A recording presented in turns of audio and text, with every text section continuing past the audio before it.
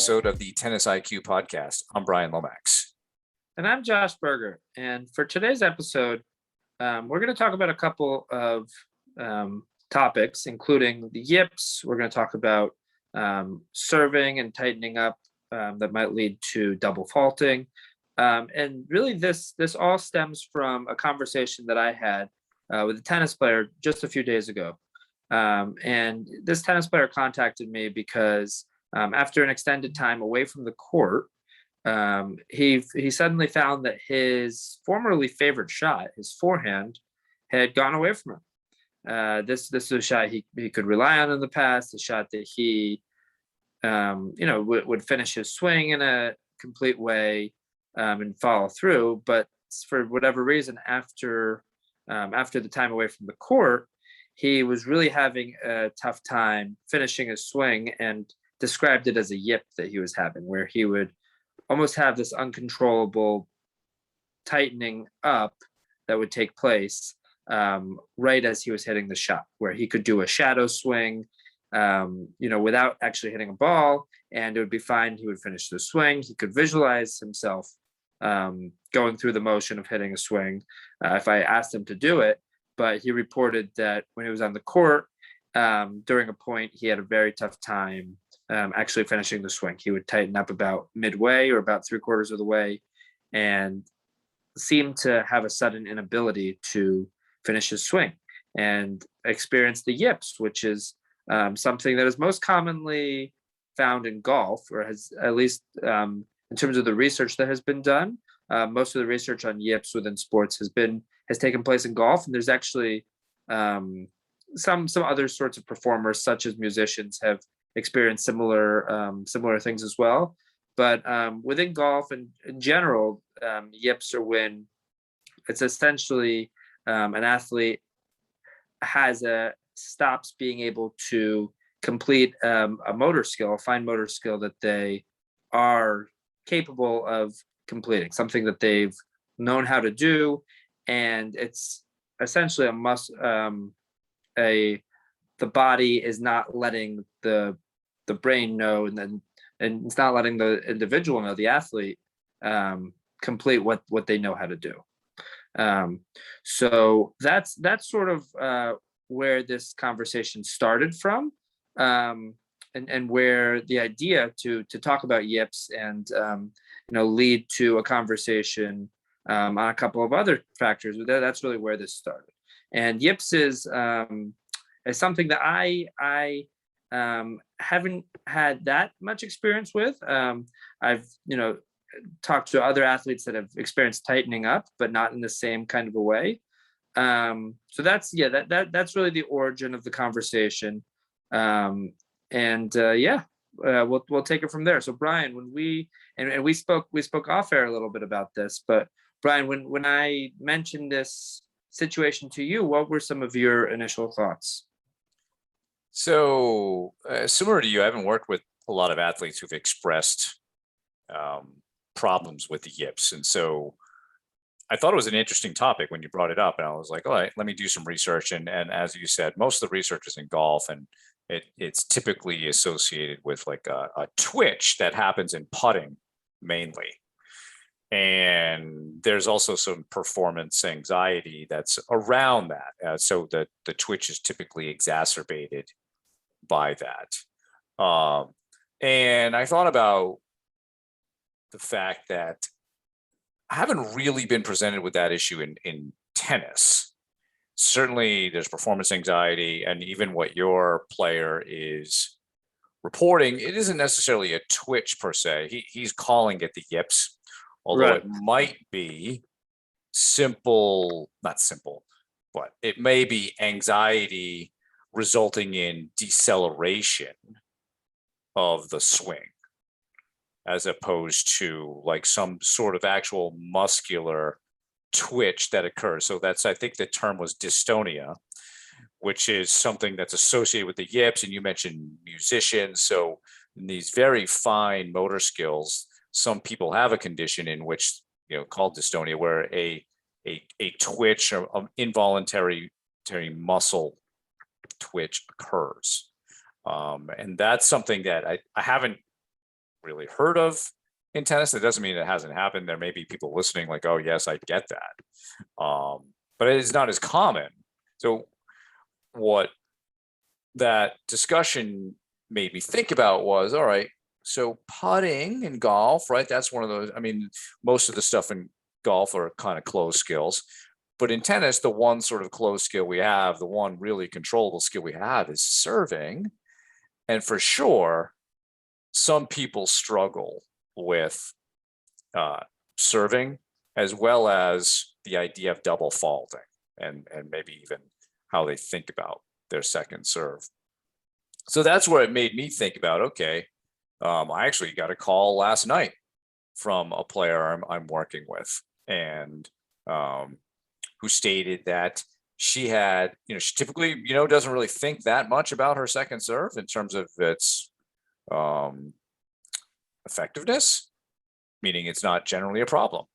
But she had 6 double faults in her last 2 service games in a 3-set match, in a match that she was very emotionally invested in. This was a match that had also a lot of emotional content during the match. So it just made me think about a little bit more. Okay, that's a lot of double faults, within 2 games.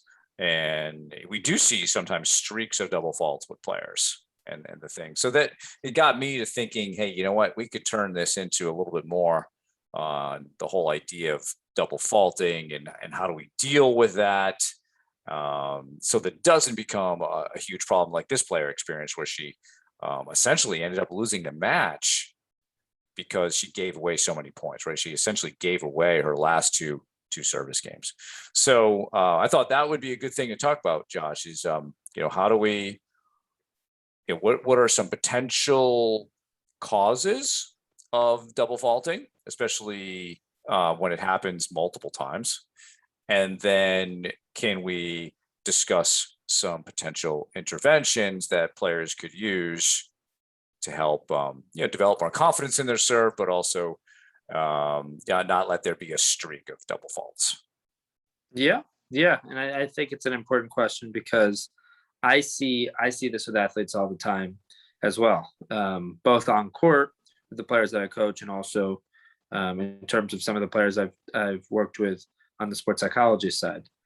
And one thing that I think is important to not understate is that this is something that affects tennis players up to the top levels of the sport. I mean, we saw recently Alexander Zverev, one of the top players in the world on the men's side, was struggling with this, where he's had matches where he's double faulted multiple times in a row. I think 15, 20 times in a match, maybe even more. And on the women's side, I mean, Maria Sharapova has had her issues, especially with the toss and leading to some erratic serves and double faults. So that's a starting point, that this is, just because a player is going through this, whatever level they're at, they can work at this. And this is something that players of all levels experience. And this is certainly something that we see where, from my experience, I often will see a player will double fault, and then that one double fault can lead to a series of events, right? That one double fault might lead to 1 or 2 more double faults within that same game. It can often lead to, a negative reaction, negative body language, some sort of outburst, whether it be outward self-talk that's degrading, throwing the racket, smashing the racket, something like that. So it's very important when talking to a tennis player to try to get a gauge of, number one, how frequently does this happen, right? I mean, double faults are inevitable. I heard a great quote that if you never double fault, it means you're not going for your serve enough. So you should be double faulting, to some extent, maybe once a set, maybe twice a set, but you want to, once they start to bunch up and once they start to become a reason for losing games and ultimately losing sets or matches, then it needs to be addressed. And I think there's a lot of players when they're hitting a second serve, and this is something I've done as well, you start to think about, okay, I don't want to miss here. You're going up to hit that second serve and it says, uh-oh, I don't want to double fault. And by actually thinking those sorts of thoughts, it can lead to the double fault. It causes you to tighten up. It's almost like saying, not to think of something specific. Don't think of an elephant. You're going to think of that. Don't think, don't double fault. Your mind immediately goes to double faulting. And from my experiences, playing as well as with other players, it's very common to tighten up in those situations, to double fault. So that's one place that I would start. And the other thing I would add is the toss. I mean, I think going back to Zverev, his toss was all over the place. So I think one thing with players is, something Brian, you mentioned that the serve is within our control. And even at a more basic level, the toss is within our control. And it's tough to hit a good serve without starting off with a good toss. So finding chances to practice the toss, even visualizing really where you want the ball to be, where you want to be tossing the ball to set yourself up in the best possible way. But it all starts with the toss. And then once it's time for that second serve, finding some other sort of routine or some other sort of self-talk that brings you away from those sort of thoughts where it's, uh-oh, here we go again, or don't double fault here, or okay, I don't want to miss, where you're thinking about what you don't want to do rather than, okay, I want to really brush up on the ball and hit a nice kick serve with topspin here to the opponent's backhand because that's their weaker side, or I want to hit a body serve or something like that. Let's go back to the Alexander Zverev thing, because I think we can examine that based on some research with respect to double faulting and unforced errors. So Zverev playing Novak Djokovic semifinals, US Open, and fifth set. And that's where some of these double faults really had an impact, right? And he'd been fine up until that point, really, as far as double faulting had gone, even up until that point in the tournament. So what the research shows with something like double faulting and these types of unforced errors is that they're more likely to occur when pressure is high. So a fifth set, later in a set, right? Even the player who called me last night, it was at the end of the third set. So these things are more likely to occur when pressure is high. So that's sort of the anxiety piece of it. And then when you hit one, that, your thoughts about that, so sort of mental feedback that you give yourself based on that mistake tends to exacerbate the pressure on the next one. So this is really how you start to see streaks of these things going on. And you had mentioned, when we were talking off air, certain sources of that anxiety could be, what are other people thinking? Like, that could even be around the toss. So it's maybe just general anxiety over the situation, right? So I think, as you said, this occurs at all levels, and that's a good example of what happened to Alexander Zverev. High pressure situation, and now he's made a double fault, and he's probably thinking about that, and that's just exacerbating the situation. That's why we see these streaks. You mentioned about thinking about not double faulting, right? So this is called the ironic processes theory. So when you think about what you don't want, you're more likely to create that which you do not want. All right. And so this happens in all kinds of aspects of human behavior. We don't want to lose. We don't want to hit double faults. We don't want to make mistakes. And it's really learning to talk to ourselves in a better way. But even to a certain extent, Josh, I think some of this is very, result oriented. So not thinking, not hitting a double fault, that's a result, right? It's like thinking about hitting a winner, thinking about hitting an ace. These things are out of our control. And even I've heard some players, for some players, this may work. Others, it may not. Like where you say, all right, just get the serve in. Some people, that may create more anxiety because now you're really getting them focused on the results of getting it in. And that can become very pressure filled, and may even lead to overthinking your technique, whether that be on the toss or the swing, and then it tends to break down. And you gave, I thought, a good example of some more specific feedback. Hey, let's hit a serve to the player's backhand out wide or down the tee, depending which side you're on, or maybe you're going to kick it. That is now talking about what we actually do want, and it's not that's something that you can have more control over. So I just wanted to kind of circle back to some of the things you said, because they were really good, and I want to kind of discuss it with respect to the research that we see on errors and double faulting to begin with.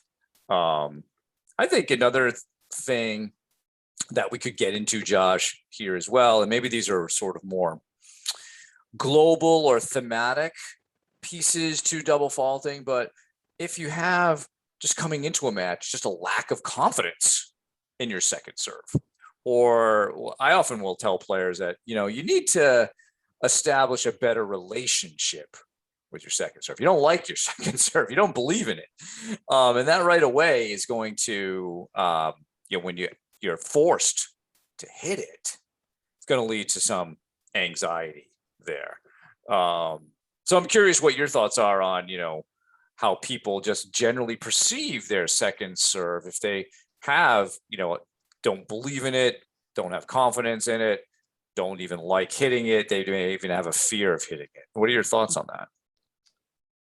Yeah, I definitely see that a lot. I think a lot of people have a lot of doubt around their second serve, maybe a lot of negative emotions around it, whether it's regarding them double faulting, or whether it's regarding them hitting a really weak second serve that gets crushed. What I also see, and it's something I try to tell players, is try to have a gauge for how often you're making your first serve. Because if you watch the professional players, they are generally making somewhere between, let's just say, 55 and 70% of their first serve. Now, to me, that means that they're not going for their biggest serve most of the time. Most of them have something a little bit bigger that they're capable of hitting, that they might pull out every so often if they're going for an ace, or they're looking for an unreturned serve. But when they're really trying to add, put a little bit extra on it, but they're making they're hitting a first serve that they can make the vast majority of the time. Where at the club level, I from my experience, that first serve rate is a lot lower, which means that players end up relying on their second serve a lot more. And there's a great quote, I believe it's by Pete Sampras. You could maybe fact check me on this, that you're only as good as your second serve. And I think there's a lot of truth to that in all levels of tennis, you are to a certain extent expected to hold serve. That's why they call it holding serve, because it is, you're essentially your expectation to win that game. When you're serving, you have the advantage. Where if you're hitting mostly second serves because you're making 40%, 45% of your first serves, and most of the points are actually starting with your second serve, then you're starting off at a disadvantage, where even many of the best players in the world, most of the best players in the world, are winning less than 50% of their second serve's points. So to me, it's partly a strategic issue, where players at the at even the college levels or at the club levels are going for serves that are often too big, and that they can't make it a high enough rate to justify, which makes them rely on that second serve too much, and ends up putting a lot of pressure on themselves.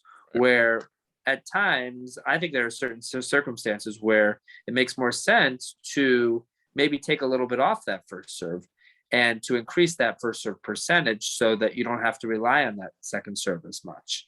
I'm not saying not to be aggressive, not to go for your shots, but I think there's a time and a place where, sometimes I see players will go for that same serve over and over again, and they keep missing it. And maybe there's an adjustment that can be made. Maybe you add a little more spin. Maybe you take something off it. Maybe you try a different type of serve, whatever it may be. And we were talking off air a little bit about this, but one suggestion I often make, and I know other coaches have made this before, but I think this also leads to an interesting philosophical debate, you could say, is that if a player double faults, I always think it's best to take something off it on that following point, on that following serve. So you double fault, and then your next first serve, you should aim to get it in. And maybe that means you hit a second serve for your first serve. Maybe that means you take a little bit off it or add a little bit of spin. But to me, the last thing that you want to do after hitting a first serve, after hitting a double fault, is to have to hit another second serve on that next point. And to me, that's one of the reasons why you often see players, at the 3-0, 3-5, 4-0 level, especially, where one double fault can turn into 2 or 3 rather quickly, because maybe they don't make that adjustment when they could, and they could get that next point started with something a little bit less aggressive, especially because after the double fault on that next serve, especially on the next second serve, you're probably going to be feeling more pressure, more anxiety to hit that serve. So again, this isn't saying not to go for our shots or not to be aggressive on the serve, because it's a chance to get the point started in the way that we want to and a chance to be aggressive. However, I think there's a time and a place, and you want to decide when to best use your tools rather than feeling like you want to hit the most aggressive first serve all the time.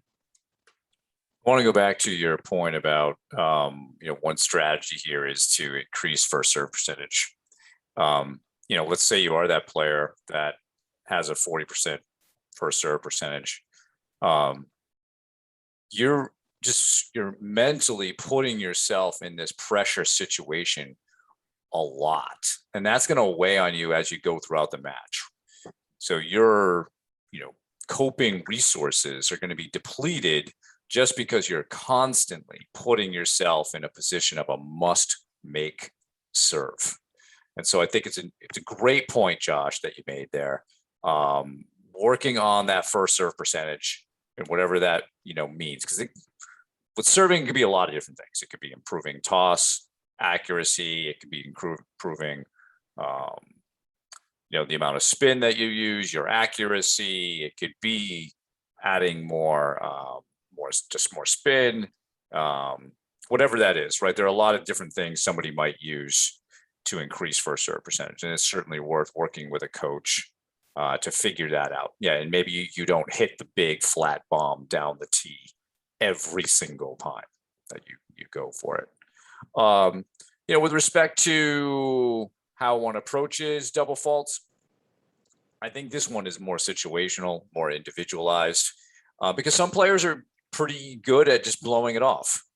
It's just a double fault, and others are not, right? So like with an Alexander Zverev, I think your advice is spot on. But for, say, a Roger Federer or somebody who has that much confidence in their serve, maybe for them, their gauge is going to be more on first serve percentage rather than double faults as to what to do with that first serve, right? So I think that one depends. And I think there was an interesting concept in some of the research talking about double faulting under pressure, this concept of error amnesia, right? Can you forget it? And I think certain players can, and then certain players struggle. So the players who struggle, I think it's a great strategy. All right, let's add more spin. Let's hit a second serve for a first serve and that type of thing. The Pete Sampras quote, or your game is only as good as your second serve, I think is very true. And he had one of the greatest second serves of all time, and that certainly made a difference for his career.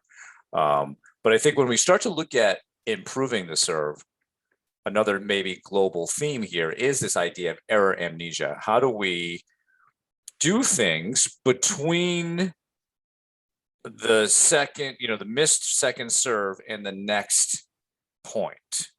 Yeah. So that it's not becoming a pattern or a trend in our mind, because as soon as that happens, right, then we get into that, where that last point starts to bleed into the next one, and then the next one, right, and the whole situation gets exacerbated. So we have talked a lot on this podcast about between point routines. That's certainly a strategy. Taking more time, going to your yellow light routine there, adding maybe another 5 or 6 seconds to what you're doing between points.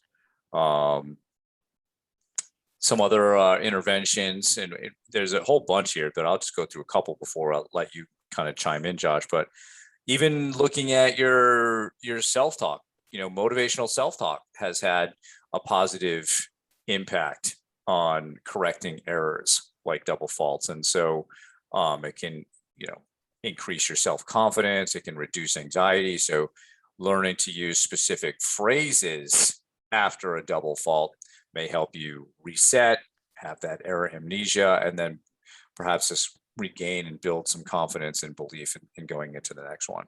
What are some other things that, you think of when helping people, whether it's to increase first serve percentage or deal with the double fault? Yeah, I would go back to a theme, or I guess it's more of a mindset that we've talked about a lot, and pro players certainly reference it a lot, and it's this concept of playing one point at a time, which I think is pivotal here when thinking about double faulting, because really whatever happened in that last point does not need to impact the next point. It often does. We often see the impact that ends up happening, but we want to have the mindset of being able to put things behind us, of resetting, and not letting whatever just happened, particularly if it's negative, carry into that next point and drag us down and maybe distract us from what we need to do next. But no, I think you bring up a lot of good points here, Brian, in terms of adding a bit of time to that in between point routine, particularly after double fault.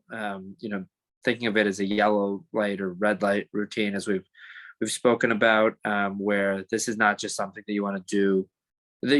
A normal routine that you use in between points is maybe a green light, and then for certain situations, right, you would add in this additional time, or maybe it's certain phrases, certain self-talk, could be also certain breathing routines that you've practiced in terms of resetting and in terms of sort of centering your body, and also this mindset of staying in the present moment, right? Being able to stay focused on what's happening now and not think about what just happened 15 seconds ago when that when the serve went long or whatever happened, but being able to stay in the present moment, using the breath as a tool to get back into the present moment, which is often part of an effective routine. And then I would also add awareness, right? And we talked about first serve percentage, and to me that if you're playing a match, 2 out of 3 set match, it's multiple hours, 2-3 hours long. You're tired. There's a lot of emotions. There's ups and downs, but trying to be aware and have a gauge of what's going on in the match in terms of your serve, right? Or are you being effective with your first serve in terms of winning some free points, in terms of starting off the point to your advantage, or has it not been as effective? How many times have you double faulted? What is your first serve percentage? So having, again, I'm not saying to keep track of these things exactly, but having a rough idea of these things and being aware of them can lead to the types of adjustments that you might decide to make during a match, or some of the some of the decisions that you might want to make as well, in terms of, okay, do I want to go for a bigger first serve here and go for it? Because I've seen that when I, over the last set and a half, when I've gone for a bigger serve to the forehand, it's really paid dividends. Or do I want to, maybe try to increase my likelihood of making this serve by adding a little bit of spin, taking a little bit of the pace off. So to me, that also starts with that awareness piece of noticing the opponent, of noticing the dynamics of the match in order to make that decision. I think to build on the awareness piece, right? So you mentioned breathing. If you're not doing proper breathing, you're not going to have any awareness. Your brain Right. will get turned off by all the anxiety that you're feeling. So the breathing, I think, is really key between points. I think the other thing you can bring awareness to is how are you feeling? Are you feeling muscle tension? You need to get that out too. And, the breathing can help with that, but certainly bouncing up and down, shaking out your arm, trying to loosen, consciously loosen up your muscles in your body so that you can be more fluid and really accelerate your racket head through the ball. We've also talked on this podcast about what to do, after making a mistake between points. And one of those things that we have suggested is visualizing the correction. So when you hit a double fault, quickly just take a second to replay the perfect second serve in your mind. Instead of maybe talking about it, use images as a means of learning. We typically learn very well through images, and images communicate a lot more information than words do in a shorter amount of time. So that may be able to give you that mental rehearsal that you need for the next time that comes up. There were a couple of other things I saw in the research that I thought were interesting. One is something I'd never heard of, Josh, and I've never tried it, but I thought it might be interesting to throw it out there. And it was about, let's say you're a right-handed player. It involved a left hand grip task. And so the idea was that if you're feeling some sort of anxiety and feel like maybe you're getting too analytical about the whole situation, by gripping the ball, squeezing the ball for about 10 seconds can essentially distract you from whatever's going on out there, right? So it engages your left hemisphere in your brain, and it kind of distracts it from doing what it would normally be doing in terms of analyzing what's happening. And I think a lot of the things that we're talking about here with the between point routine serve a similar function. You were mentioning when we were talking earlier, bounce hit is kind of the same thing, right? We're occupying that prefrontal cortex with some other task so that we're not worried about other things. And I think so they showed in this study that people who did this left hand grip exercise were far more accurate in serving tasks than others. So I was like, oh, that's interesting. So that could be something that people try, maybe as a physical task that just gets you focused on something else. One thing that I've done a lot with some players, and I've noticed this has helped my first serve percentage, is this is based on a theory called quiet eye theory, which essentially states that elite athletes or better performers, let's say take a task like putting. So when they're looking at the ball, their gaze on the ball is actually a few milliseconds longer than people who don't putt as well. Now in tennis, this doesn't always come down to watching the ball, but there have been studies about people who keep their head in the contact zone on ground strokes. So they keep the head fixed there, as opposed to people who are moving their head as they're hitting the ball. So people who keep their heads fixated on the contact zone, so like a Federer, even a Nadal, his eyes may not always be on the ball as exactly the way Federer's are, but his head is fixed, doesn't move. Now that's hard to do, right? I mean, your tennis we're moving all the time, but and so this can be applied to even serving. Again, this is a little more controllable, but if you can keep your eyes on the back of the ball as you're looking up just a little bit longer than you normally would, so be more conscious on that, I think you'll notice an uptick in your first serve percentage and even your second serve percentage. So it's a great way to improve that. And I think the last thing I would talk about, Josh, and this gets back to, your relationship with your second serve, right? Life's all about relationships. We got to have a better relationship with our second serve. And this might sound funny to somebody who doesn't feel this way, but I'll tell people before every second serve, just say, I love my second serve. I have a great second serve. And just start to use self-talk. Even if you don't believe it right away, hey, you're saying something that's more productive. And I tried this on my own. And what I noticed is that I actually really did start to love my second serve. It became in some ways more effective than my first. Because I noticed that certain players that I was playing, they had way more trouble with the second serve because I hit a kind of a heavier kick, and the first serve is not that. It's usually a little flatter, a little more slice. They were having more trouble with that one than they were with the first serve. It's like, that's interesting. And it was really all through that self-talk and me changing my relationship with how I thought about that serve. So those are some, just throwing that out there for people to give them some thoughts on what they can do with, first serve percentage improvement and second serve effectiveness. Yeah, I'm going to go back to that last point that you made in terms of really embracing that second serve and saying that you love your second serve. And to me, it connects to that self-belief part, where that self-belief part of the mental game of in terms of, if you don't believe that that you can win on a given day, then you can't, then you won't be able to.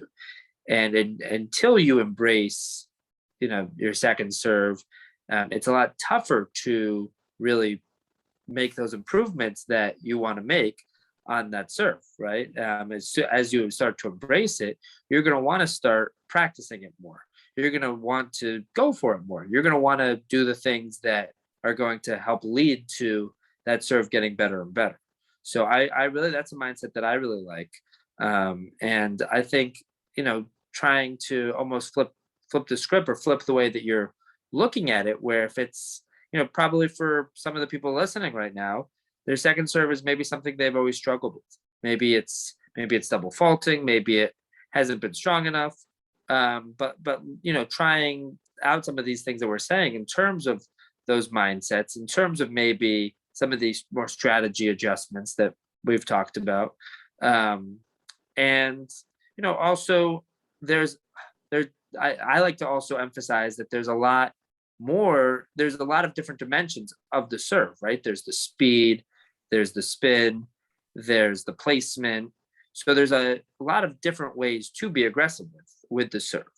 So if you're almost stuck in a rut, or you find that you're not being as effective with the serve as you like, maybe you can pick one of those areas to try to improve upon. Maybe it's the placement, where you go out and you take a cart of balls and you're putting some cones on the court trying to hit targets. Or it's the spin, and you're going through some sort of service progression, trying to focus on brushing up more for a kick serve, or really coming around the ball more just to slice the ball and get the ball more out wide.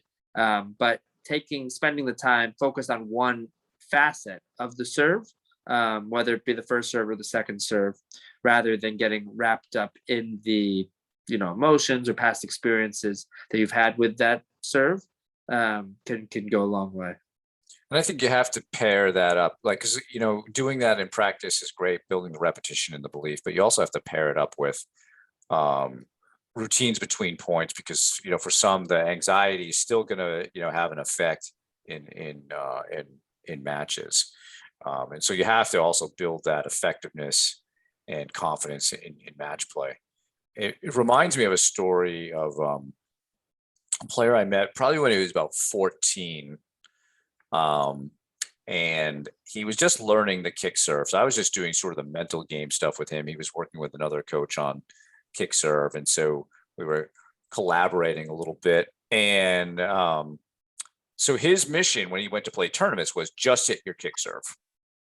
And he would do that, and he would double fault a ton just because he was learning it.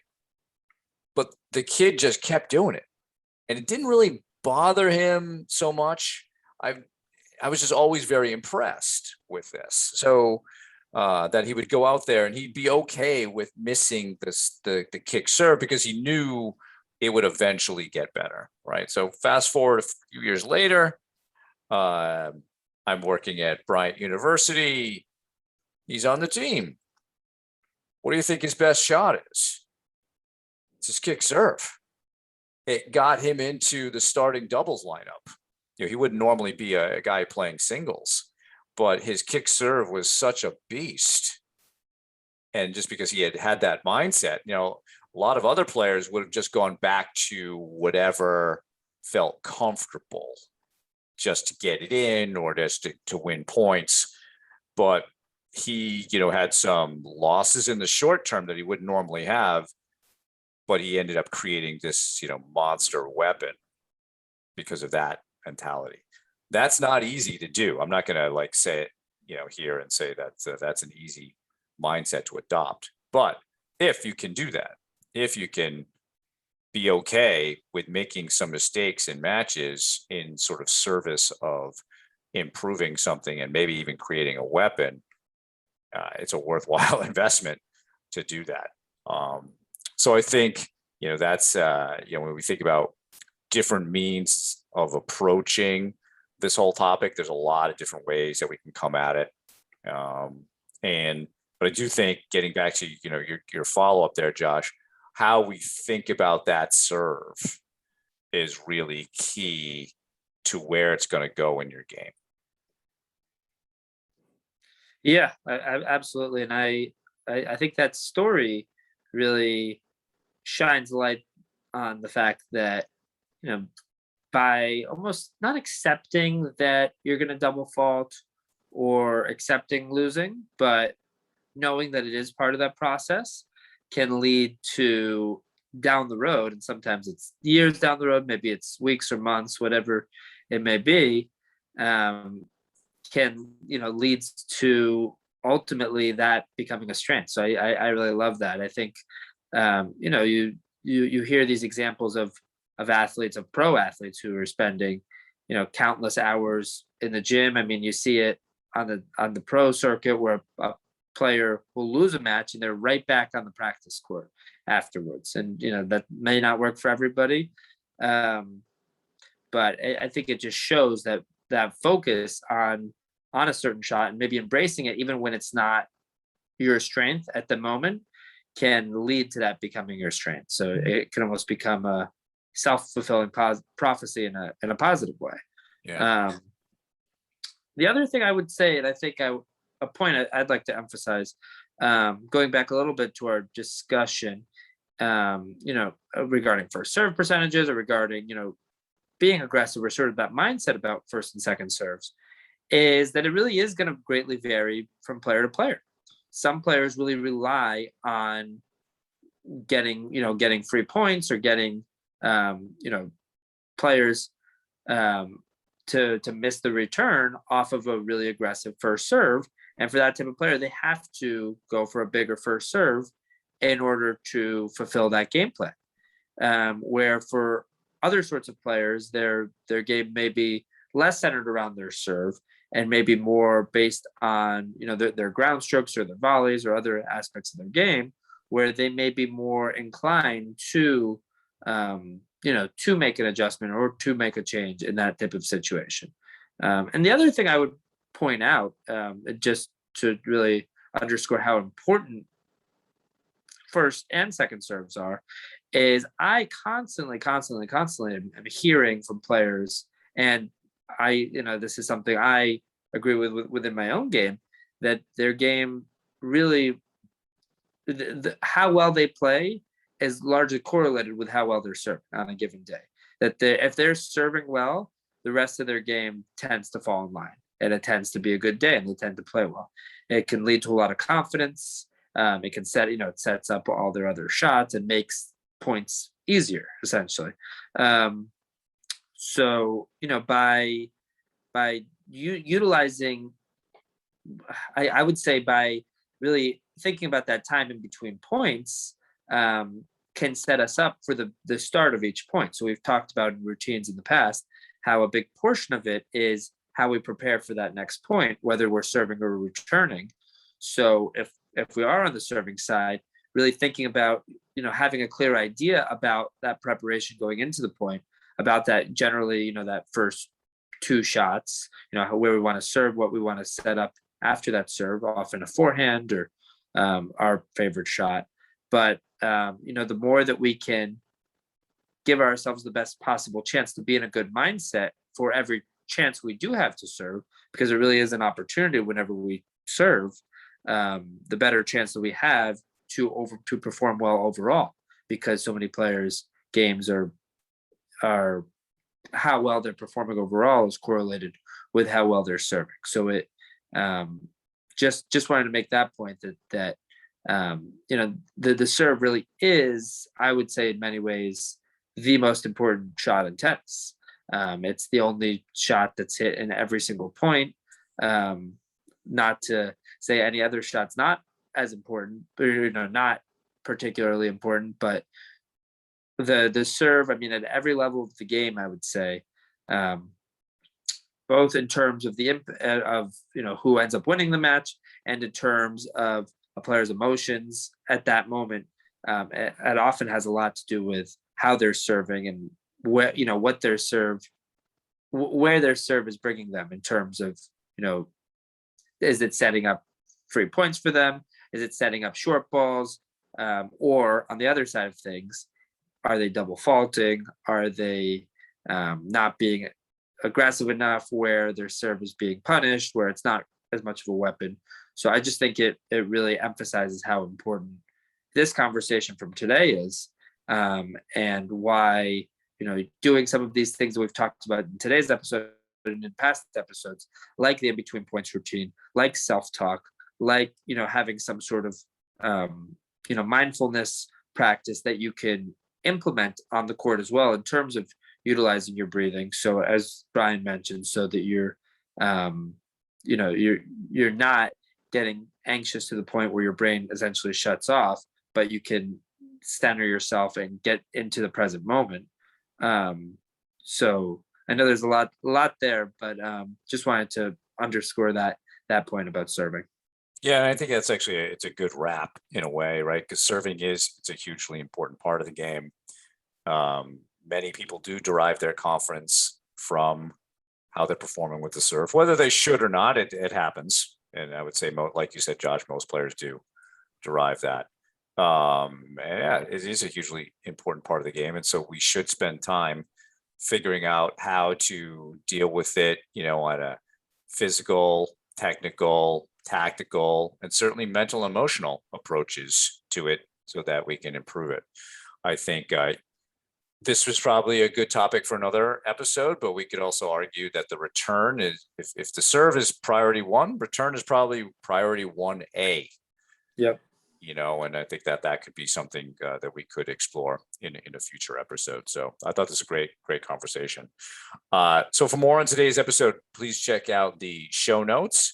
And thank you for listening. If you have any feedback or questions, please email us at tennisiqpodcast@gmail.com. You can also use the Twitter hashtag tennisiq. Additionally, please subscribe to the show on your podcast platform of choice, including YouTube, so you can be notified of new episodes. You can also check out our Instagram page. Thanks again, and we'll talk to you soon in our next episode.